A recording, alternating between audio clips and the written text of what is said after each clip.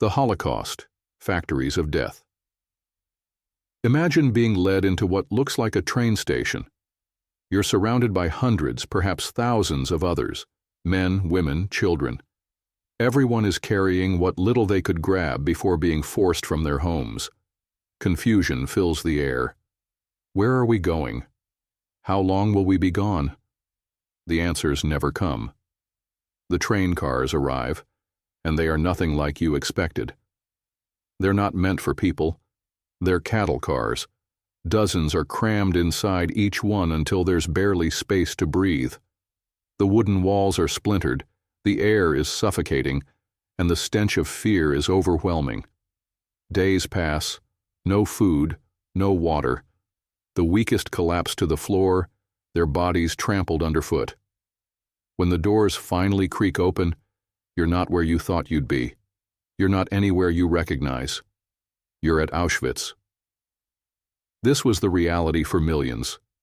Jews, Romani people, political prisoners, and anyone deemed undesirable by the Nazi regime were herded into these camps like animals. But Auschwitz was not just a camp, it was a death factory. The Nazis had perfected the art of killing on an industrial scale. The first thing that hits you upon arrival is the smell. It's everywhere, thick, acrid, inescapable. You don't know it yet, but that smell is the burning of human bodies. Guards with rifles and snarling dogs scream orders in a language you might not even understand. Men are separated from women, parents from children. The sick and elderly are pulled aside, loaded onto trucks and driven away. They're the lucky ones. They don't know it yet, but they've been spared the agony of waiting. The trucks take them directly to the gas chambers. The gas chambers were built to resemble showers. Prisoners were told they were going to be cleaned and disinfected. Mothers comforted their crying children, whispering lies to calm their fears. The doors slammed shut, and then came the hiss of gas. Within minutes, the screaming stopped. Afterward, workers, other prisoners forced into this horrifying task, dragged the bodies to furnaces where they were reduced to ash. But the horror didn't end with the gas chambers. For those who weren't immediately killed, life in the camps was a slow death. Starvation was rampant.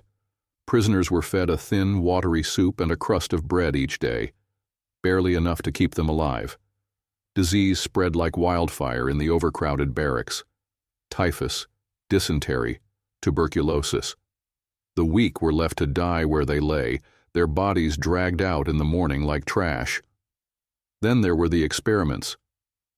Dr. Joseph Mengele, the so-called Angel of Death, used prisoners as test subjects for his grotesque medical experiments. He injected chemicals into people's eyes to try to change their color. He amputated limbs and attempted to reattach them to other bodies. Twins were a particular obsession. He performed unspeakable surgeries on them, often without anesthesia. Every moment in the camps was a battle for survival. Prisoners learned to harden their hearts. Friendships were dangerous. If your friend fell behind or was caught stealing food, they'd be killed, and you might be next. Betrayals were common. A scrap of bread could mean the difference between life and death, and morality became a luxury few could afford. And yet, amidst this abyss of horror, some refused to lose their humanity. There were prisoners who shared their meager rations with those weaker than them. Others risked their lives to smuggle messages to the outside world, hoping someone, anyone, would come to their rescue. But rescue didn't come. Not for years. By the time the camps were liberated in 1945, over 6 million Jews had been murdered. But the true scale of the Holocaust is even greater. Millions of others, Soviet POWs, political dissidents, disabled individuals, and more, were also exterminated. Entire families, entire communities, were erased from existence. When Allied soldiers finally entered the camps, they were unprepared for what they found. Mountains of corpses, skeletal survivors with hollow eyes, and the sickening stench of death. General Eisenhower, upon seeing the horrors of Ohrdruf, ordered his men to document everything. He said, "Get it all on record now. Get the films. Get the witnesses. Because somewhere down the road of history, some bastard will get up and say this never happened." The Holocaust was not just a crime. It was the systematic destruction of human life on a scale the world had never seen. The Nazis didn't just kill, they dehumanized. They turned people into numbers, names into ashes, and hope into despair. But perhaps the greatest horror is this. It wasn't an isolated event. The Holocaust was made possible by the complicity of millions. Ordinary people, shopkeepers, teachers, neighbors, turned a blind eye. Some even participated. It was a chilling reminder of how easily humanity can descend into barbarism. We remember the Holocaust not just to honor its victims, but to confront the darkness within ourselves, to ensure that never again will we allow prejudice and hatred to fester into something so monstrous. But the scars remain, etched into the pages of history, a grim warning of what we are capable of when we forget our shared humanity. The Siege of Leningrad, 872 days of frozen hell. Imagine this, a city of 2.5 million people, surrounded by an iron ring of German and Finnish forces, supplies cut off, winter closing in, and a grim message echoing from the enemy lines: let them starve. This was the Siege of Leningrad, a harrowing, unrelenting hell that turned a thriving metropolis into a graveyard. It began on September 8, 1941, when German troops encircled the city. The Soviet government had underestimated the enemy's advance, and Leningrad was caught woefully unprepared. Warehouses containing food reserves were among the first German targets. As the flames consumed the city's grain supplies, the people of Leningrad unknowingly stepped into what would become one of the deadliest sieges in human history. As the blockade tightened, the city's food rations began to dwindle. Bread became the lifeline, but it wasn't bread as you know it. It was a grotesque mixture of sawdust, cellulose, and a pitiful amount of flour. The daily ration for a civilian eventually dropped to just 125 grams, barely the size of a playing card. People scraped the inside of empty flour sacks, boiled shoe leather for sustenance, and ate wallpaper paste. Hunger gnawed at the city's collective spirit, reducing even the strongest to desperate scavengers. Then came the winter. The temperature plunged to minus 30 degrees Celsius. The Neva River froze solid, its icy expanse becoming both a lifeline and a deadly trap.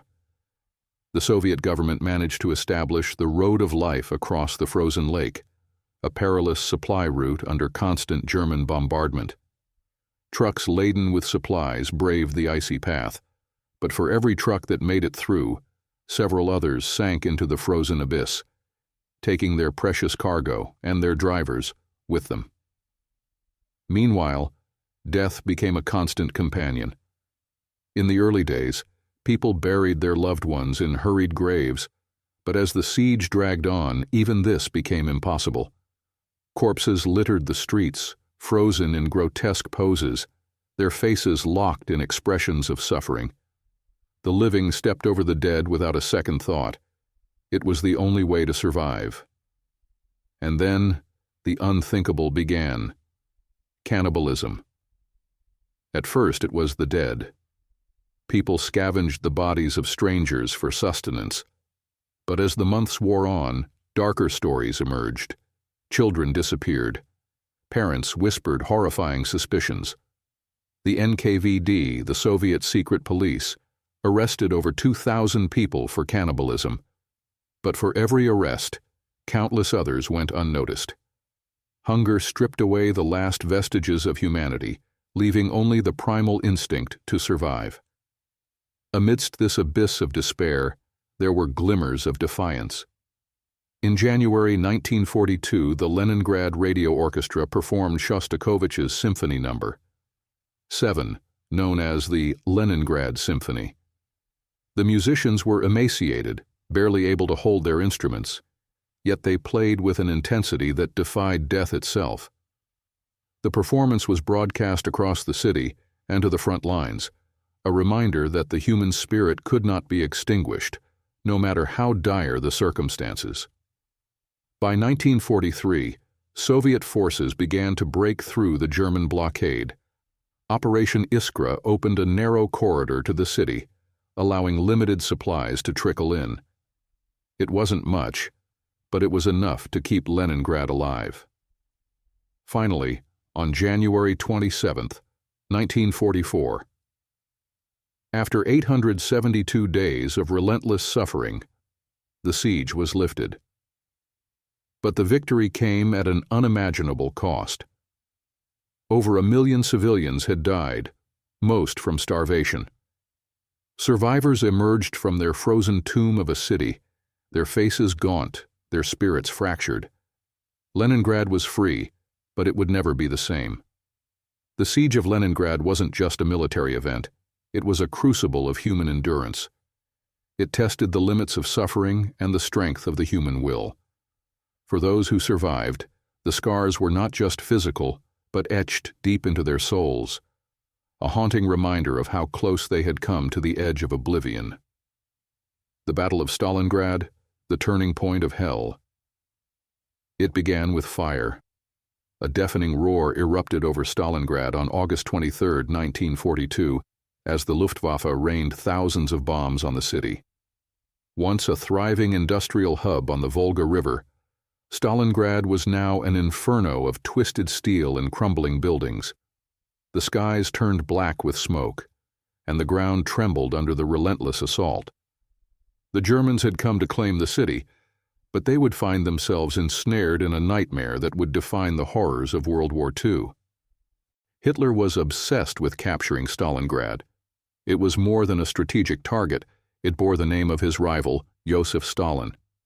Taking the city would be a symbolic victory, a psychological blow to the Soviet Union.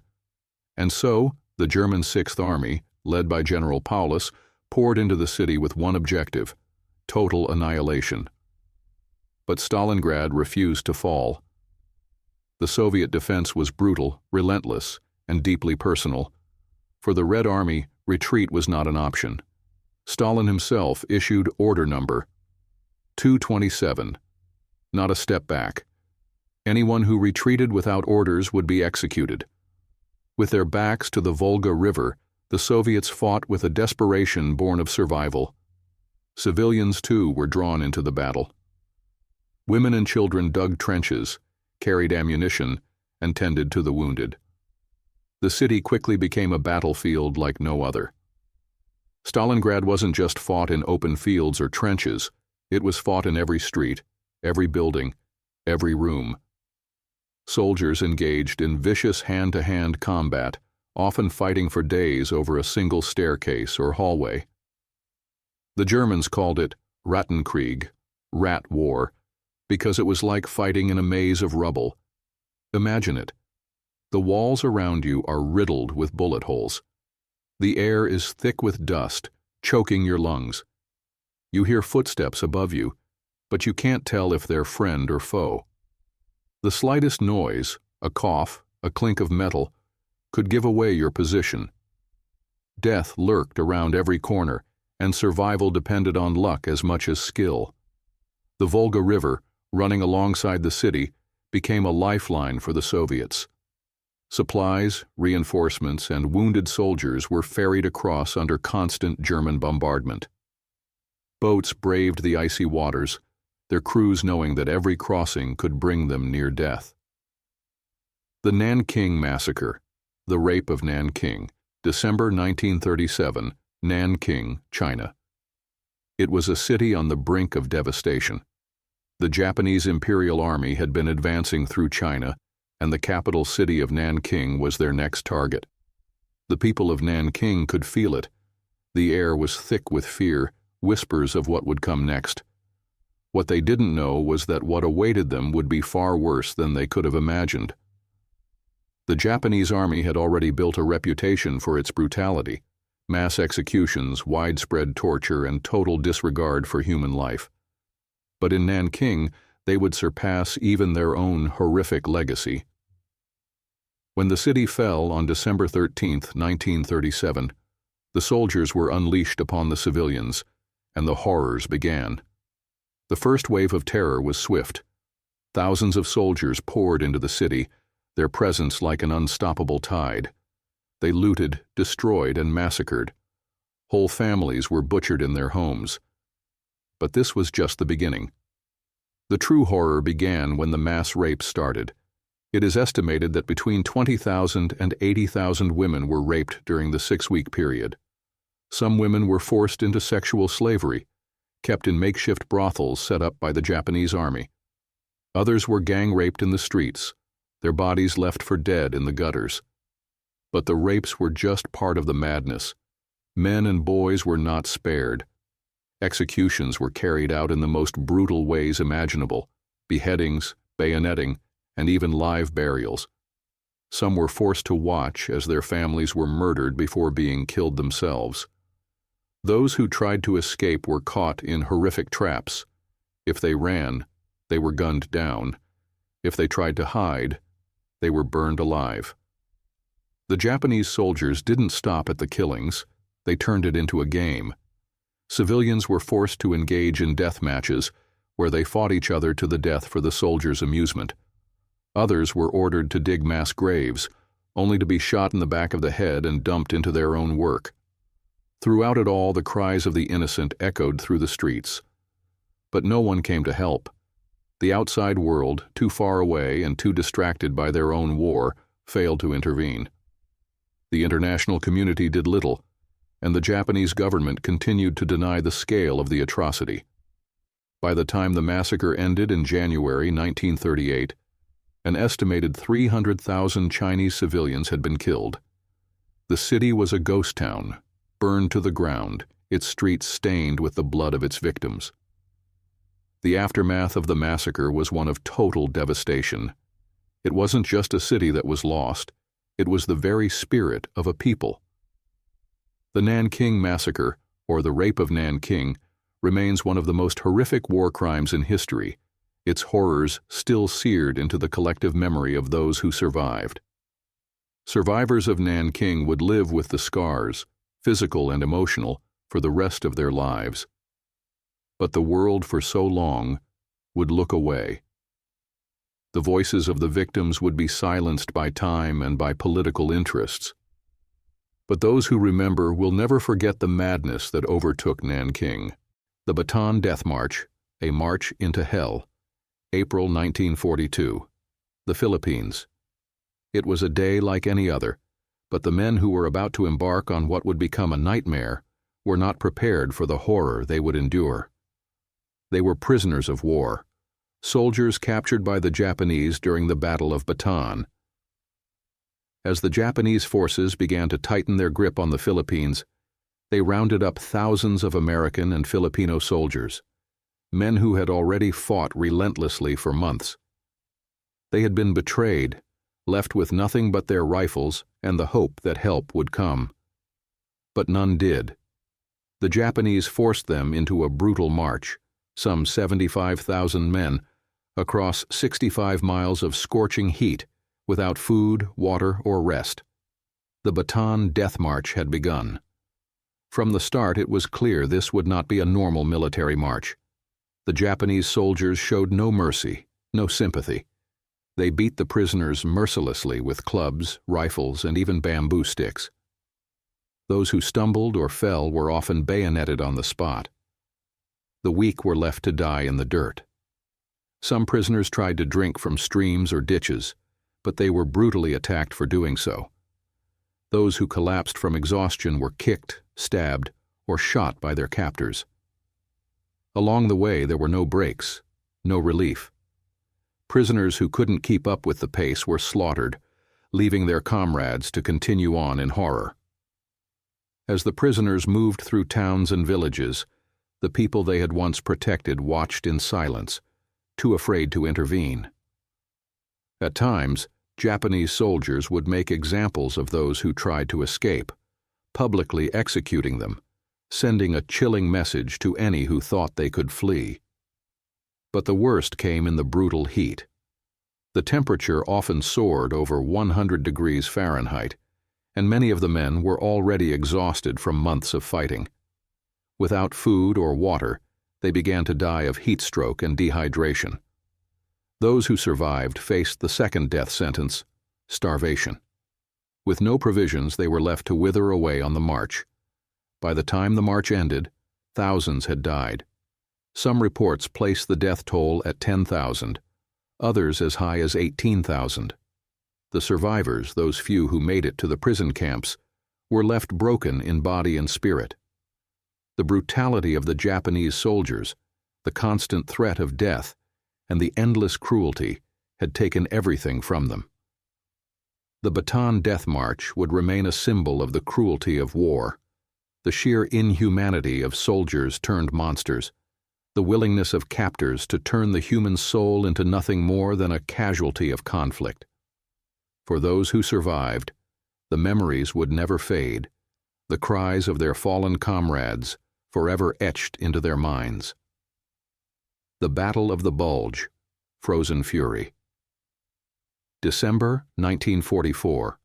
The thick forests of Belgium, covered in snow, would soon become the site of one of the most desperate, brutal, and bloody battles of the entire war.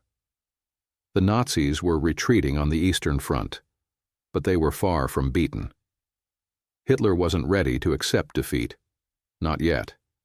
His army was weak, his resources running out, but his desire for one last victory drove him to make a desperate move. The Battle of the Bulge would be Hitler's final gamble. He launched a surprise offensive in the Ardennes forest, hoping to break through the Allied lines and split their forces.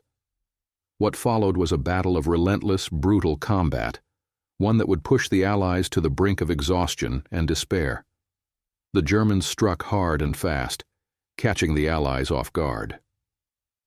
A massive surprise attack forced the Americans to retreat into the freezing cold, back into a forest of snow-covered trees. But it wasn't just the enemy they had to fight. It was the environment itself.